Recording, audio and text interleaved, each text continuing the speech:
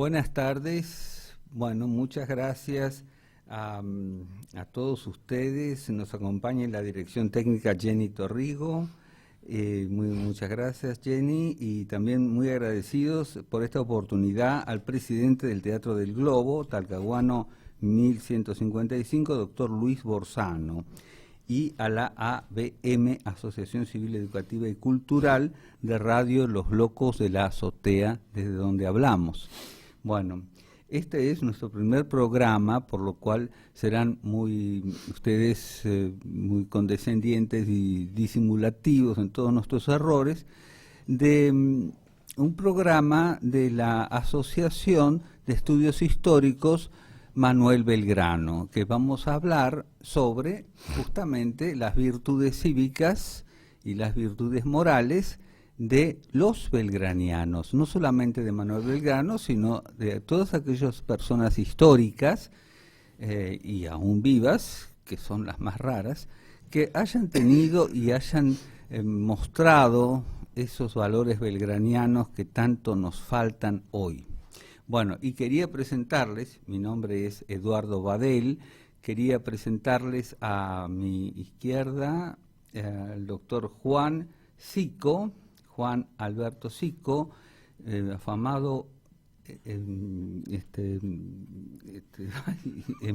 hematólogo y jefe de hematología del Hospital Alemán, ex jefe de hematología del Hospital Alemán, dedicado también a la historia y a la arqueología con varias publicaciones sobre sus trabajos múltiples y sobre también la arqueología. Y también al doctor Aníbal Airoldi, que es contador público nacional, miembro de nuestra historia, miembro de nuestra asociación, así como Juan Sico, y de otras instituciones, autor de varios libros sobre Belgrano.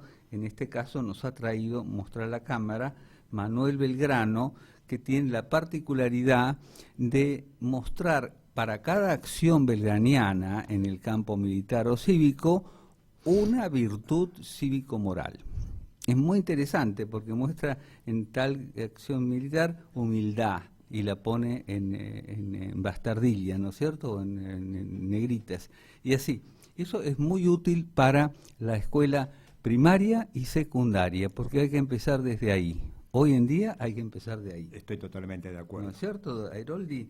Bueno, y nuestro tema, creo que hemos agradecidos a todos, especialmente queríamos agradecer a la señora Alma Comas de Portiglia, quien nos ha vinculado con el doctor Borzano, ¿no?, que nos ofreció tan gentilmente este sitio.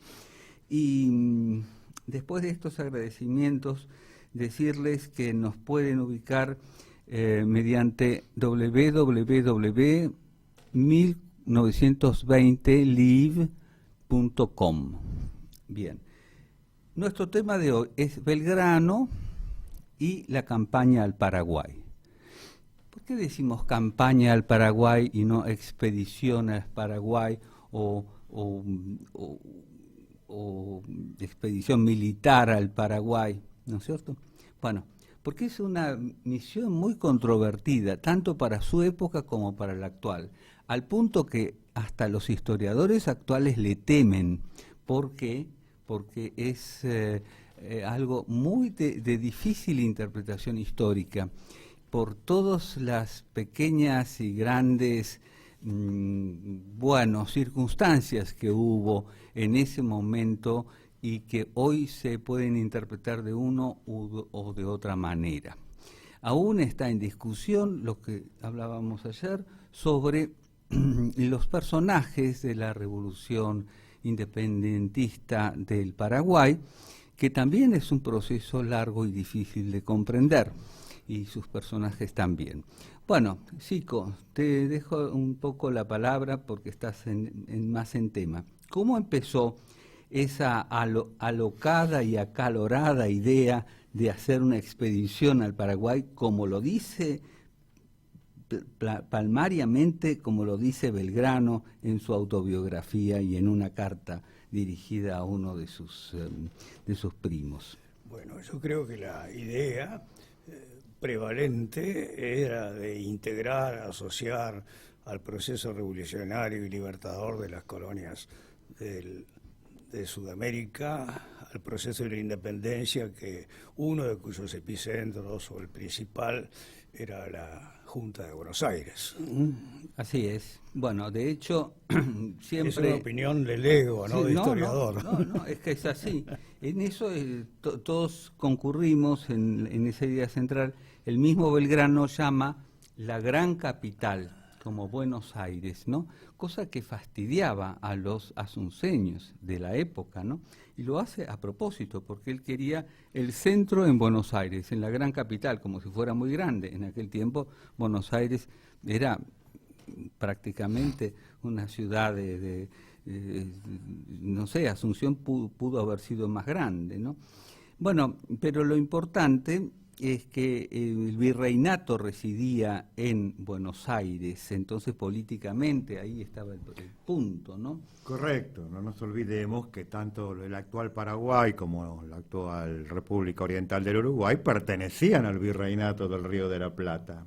Así es, Airol. Por ende, era lógico dentro de todo que, bueno, se unieran a la decisión de Buenos Aires. Hablo de decisión de Buenos Aires porque el interior, no todo el interior contraía o estaba de acuerdo con la idea libertadora. Y de ahí surge la idea, y yo creo que lo que tenemos que preguntarnos más que nada es ¿por qué Belgrano?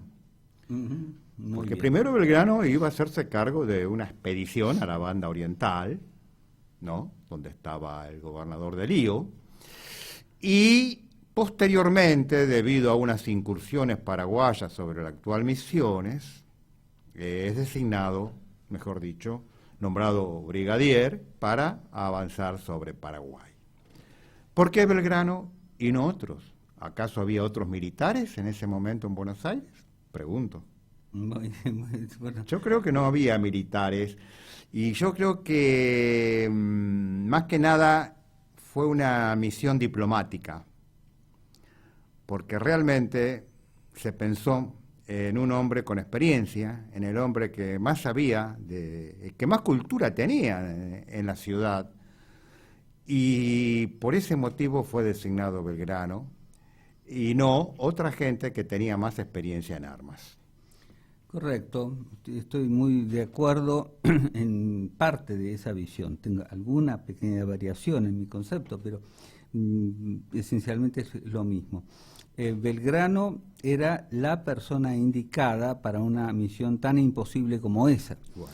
Ahora, ¿por qué Paraguay primero y no otras provincias? Porque en la cabeza de aquellos porteños, Paraguay era la más difícil, porque ellos ya tenían conocimientos de desavenencias con España, de conjuras, de movimientos intestinos subterráneos que se sabían pero pocamente. Entonces los patriotas de acá sabían que había que convencer urgentemente a los paraguayos y atraerlos así. Y además el Paraguay era y sigue siendo en el sentido de que somos diferentes, una nación o una provincia dura de pelar, es decir, una provincia que no se iba a aliar fácilmente Correcto. a Buenos Aires, porque siempre hubo, desde 1580, una puja entre Asunción y Buenos Aires. Correcto. No nos olvidemos que en esa época Asunción era más importante que Buenos Aires. Claro. Era un centro, bueno, cultural, llamémosle. Era un centro fortificado, había ejércitos de 7.000 hombres, que no los tenía Buenos Aires. Así es. Y evidentemente, bueno, había que ir a ese lugar Así y no perder tiempo en otras cosas. Muy bien, eso era más importante que la banda oriental, que Sí. era más afín, por supuesto, y más importante que Tucumán y que Córdoba, Sí. que estaban a la vuelta de la esquina, Correcto. por decirlo así.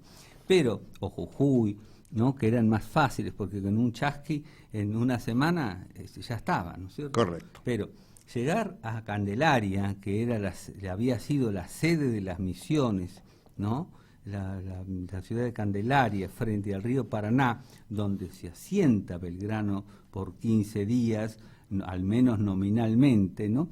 Era ya un paso importante, ¿no? Muy importante. Hay algún escritor que ha asemejado, no recuerdo su nombre, llegar a Candelaria, dar batalla en las dos pequeñas batallas, que no son batallas, son pequeños, intercambios de balas y ni siquiera hubo muertos en algunas, ¿no es cierto? Tiene un nombre ahora, se me escapa, a ver si me ayudan. Campechuelo, sí, exacto. No son muy importantes, son pequeños altercados. Bueno, no hubo desavenencias anímicas importantes entre los jefes, al revés. Cabañas lo trata muy bien, el jefe Cabañas a Belgrano. Velasco después se encuentra en el año 11 recién con Belgrano por una misión ya diplomática, ¿no? Pero la primera campaña se puede decir, cívico-militar y fracasa como tal. Perdón, sí. ¿Puedo rebobinar hacia atrás un poquito? Por supuesto. Vamos a leer dos párrafos de Belgrano referidos a esta expedición. Uh-huh. Por un lado, él dice, la expedición al Paraguay no pudo caber en unas cabezas alocadas, no pudo solo caber en unas cabezas alocadas que solo veían su objeto y a quienes nada era difícil, porque no reflexionaban ni tenían conocimiento. Claro, no estaba muy de acuerdo él con el tema. Y después agrega algo muy interesante que estamos olvidando, estimado doctor. La Junta puso los ojos en mí para mandarme con la expedición auxiliadora como representante y general en jefe. Admití, porque no se creyese que repugnaba los riesgos, que solo quería disfrutar de la capital, y también porque entreveía una semilla de división entre los mismos vocales.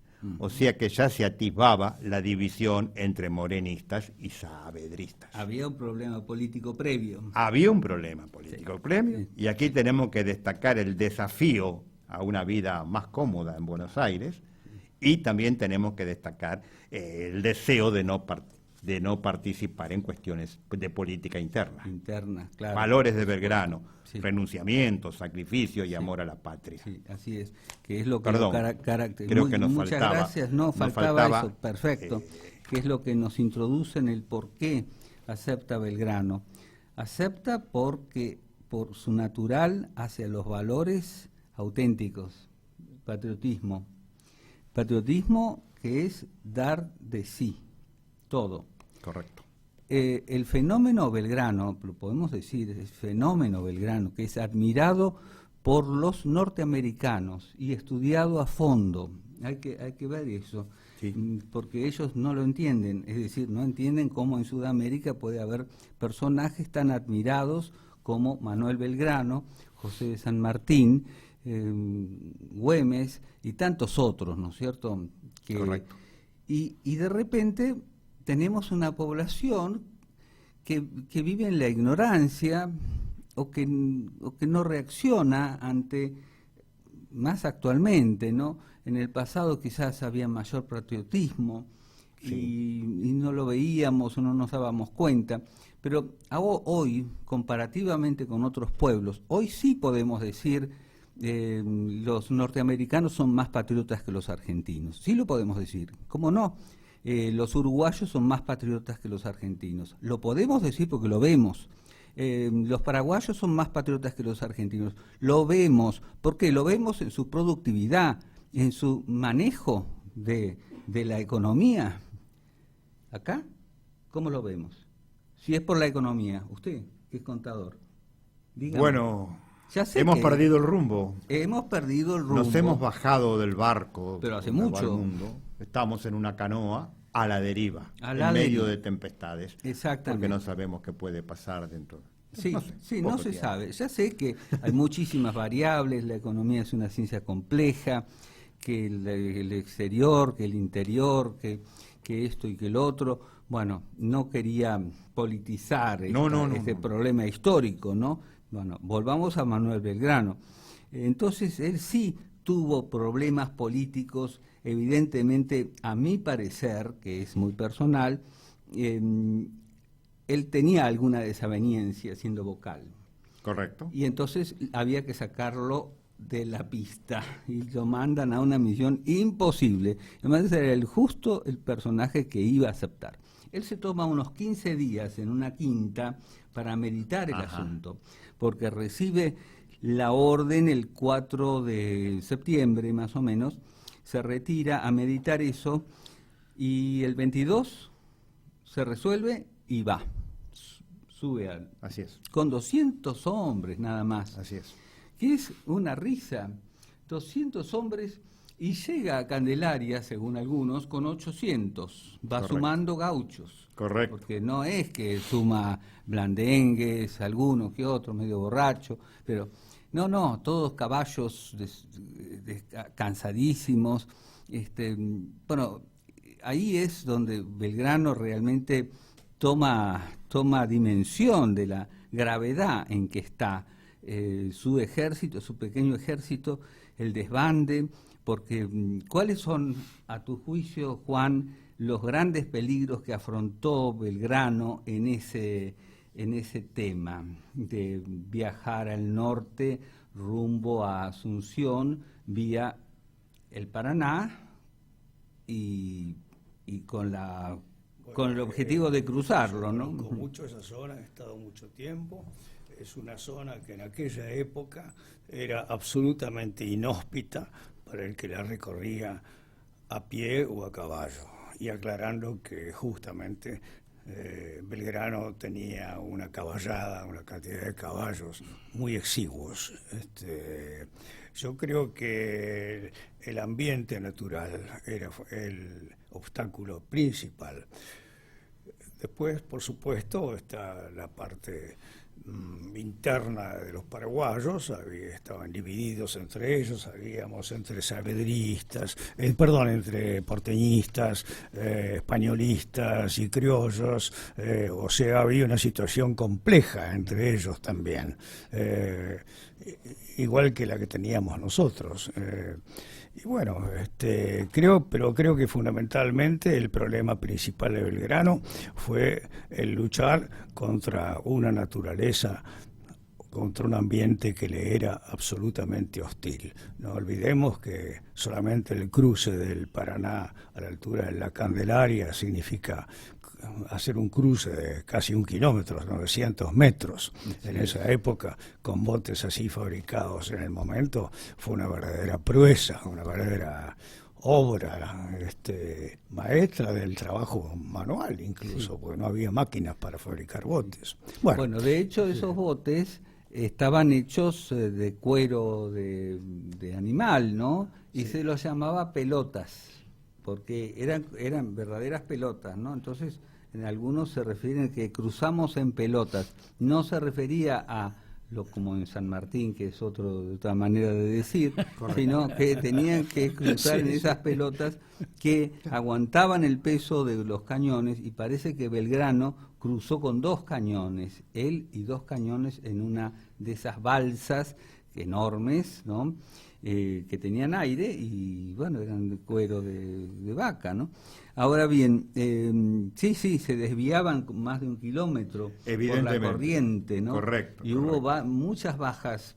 Hubo bajas y, bueno, pérdidas. Fue un desvío casual y fue la primera victoria casual en Campichuelo, ¿no? Sí. Que era un claro del bosque donde había 10, 20 soldados Sí, paraguayos. Eran 7 y 14, me parece, una cosa, y nadie murió, bueno. Y bueno, ¿no es cierto? Y ahí fue ascendido brigadier, si mal no recuerdo, después de esa acción. Sí, y ahora viene lo bueno, ¿no? ¿Puedo hacerles una pregunta? Dale, si sabemos. Perdón, que si esa es inoportuna e interrumpe la charla de ustedes. ¿Qué propósito tuvo el viaje o expedición o campaña o como se quiera llamar de Belgrano al Paraguay? Es decir, yo superficialmente tengo 2 versiones. Una, lograr la subordinación de la Junta de Buenos Aires al Paraguay, a las autoridades del Paraguay. Al revés.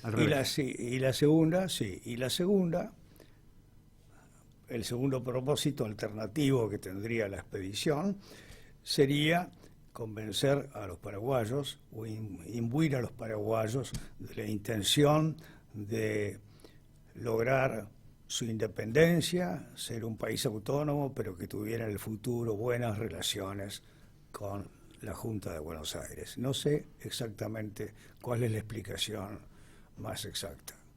Bueno, el porqué de la campaña de Paraguay. Sí, Bueno. sí, yo no puedo decir. Sí, adelante. Para mí es claro que la misión político-militar de Belgrano era disuadir a los asunceños, digo asunceños porque ahí estaba el poder, de plegarse a la Revolución de Mayo, del 25 de mayo, que fue, la noticia fue propagada a todos los reinos y provincias, ¿no? Y esa era la idea. Y bueno, esa era la principal noticia, y de buenas se plegaran ellos también. Pero, como decíamos al principio, era lo más difícil, por eso es que lo encaran primero y mandan la noticia primero, porque ellos acá en Buenos Aires tenían noticia de que había desavenencias en Asunción y que había tejemanejes con el poder. Correcto. Entonces no nos olvidemos que la opinión pública paraguaya, asunceña, estaba dividida. Estaban los que participaban de la idea de seguir bajo el mandato de España. Claro. Estaban los independentistas y había un sector en el medio que iba para un lado o para el otro. Muy bien, no se definía la cosa. Es así que poco después de la retirada de Belgrano se crea una junta de gobierno provisoria también en Asunción, que después termina bajo la dictadura de Gaspar Berchol de Francia, ¿verdad? Sí. Bueno, nos estamos adelantando, me parece. Sí, no, pero porque esto es antes y después. No se olviden que estaba Yegros, que era un independentista muy valeroso de los primeros años de la independencia del año 10, porque ellos también, el 17, el 15 y 17 de mayo de 1810, tienen un movimiento independentista, ¿no es cierto?, como si fuera una revolución de mayo, que fue en parte sofocada. Bueno, estaba Yegros, estaba, a ver, ayúdame con la memoria, estaba Velasco, que era el gobernador Velasco, realista, sí. Estaba también Cabanillas, ¿puede ser? Sí. Y también había otro que no recuerdo el nombre. Bueno, eran 4, los 4 diferían en sus concepciones. Exacto.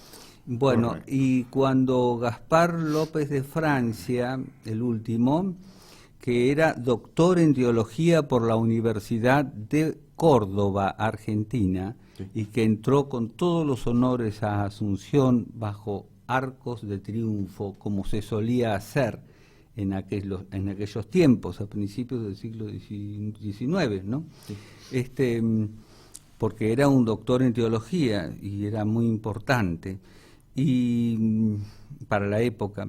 Entonces era de una familia muy prestigiosa y enseguida tomó el poder con una pequeña revolución, metió preso a Yegros y a los otros porque habían atentado, según algunos documentos, habían atentado contra su vida, según algunos documentos de época. Pero ahí está el problema en Paraguay, que hay muchos documentos que dicen una cosa y hay otros documentos que dicen otra, y hay muchas personas que siguen el pensamiento de Yegros, otros que siguen el pensamiento de Francia, otros, y así. Está dividida la concepción histórica. Nosotros no nos podemos meter en la historia de un tercer país, porque ya sería delicado. Nosotros no somos ni especialistas, ni simplemente algo que hemos leído nos interesa, ¿no? Belgrano sí estaba integrado a ese conocimiento, tenía espías y contraespías,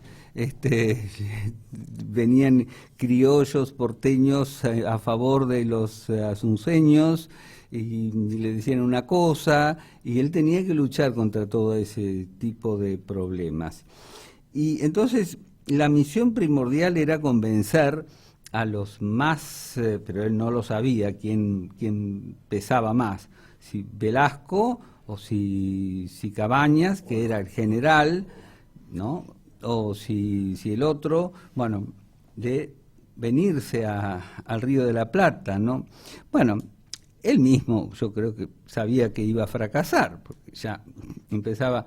Después escribió eso que vos leíste, en qué mente acalorada entró Claro. en la cabeza de ir y hacer frente. Y otro dice, un autor moderno o contemporáneo dice, por lo que vos decís también, esa avanzada hacia Asunción, con un ejército de 600 o 2.000 hombres, puede ser equivalente al cruce de los Andes, de 5 o 6.000 metros de altura.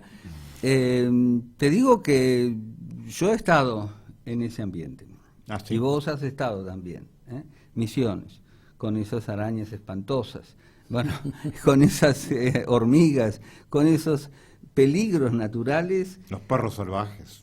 Todo es salvaje, y en 1980 y pico, 90, ¿no? Ahora está mucho más aligerado. Y encima fundando ciudades, Y encima, dejando un legado a su paso. Por supuesto, porque él nunca dejó de escribir. Vos fíjate qué cosa notable cuando hace las 24 reglamentaciones para las 30 misiones jesuíticas, que después fueron 33 con los años, se descubrió que eran más, pero hace esas reglamentaciones fundamentales, porque él es el sabedor de que toda esa obra jesuítica se había deshecho por el tiempo y por el abandono, porque hacía 40 años que los jesuitas habían sido extrañados, es decir, correcto, sacados. ¿Qué pasa? Peligraba la organización social, y entonces él en esas reglamentaciones pone, y esto es muy importante, que todos, no importaba el color de su piel o de su etnia o de su origen, podían acceder a cargos eclesiásticos, cívicos, educativos, de jefaturas. No había diferencia entre unos y otros. Y esto marca un ítem en la historia de América y del mundo casi tan importante como la de William Penn en 1688 o 81, ¿viste? En Filadelfia. Sí. Es decir, algo extraordinario. La igualdad entre los seres humanos en 1811 o ya ahora 1810. 1810, igualdad entre los seres humanos, ¿no?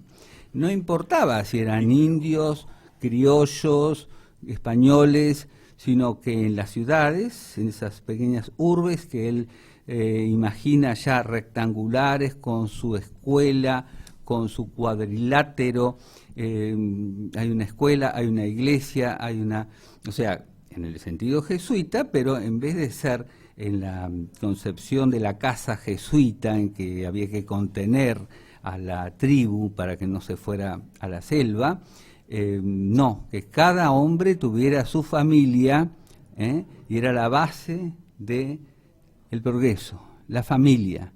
Cada cuadra tenía varias familias, ¿no? Y un patio interior. Y eso está escrito en esas reglamentaciones. Y es la base de la constitución de la provincia de Misiones. Correcto. No es imaginación mía, eso está escrito.